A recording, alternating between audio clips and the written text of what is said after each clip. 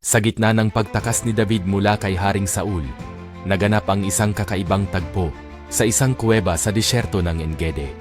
Si Saul, nagalit at naglalayon na patayin si David, ay pumasok sa kuweba upang magpahinga.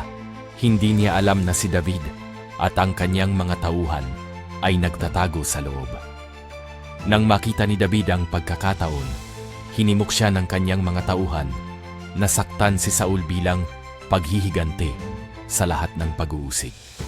Ngunit sa halip na saktan ang hari, tahimik na pinutol ni David ang laylayan ng damit ni Saul. Bilang patunay na kaya niyang saktan ito, ngunit pinili niyang magpakita ng awa.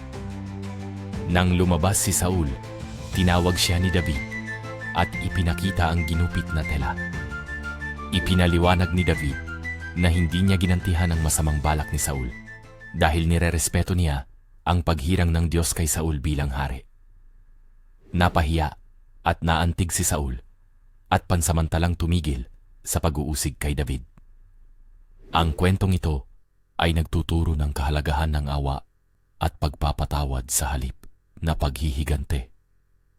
Ipinapakita nito na ang tunay na lakas ay nasa kakayahang magpatawad at magpakumbaba kahit may dahilan kang gumante, at na ang respeto sa kalooban ng Diyos ay higit sa sariling galit.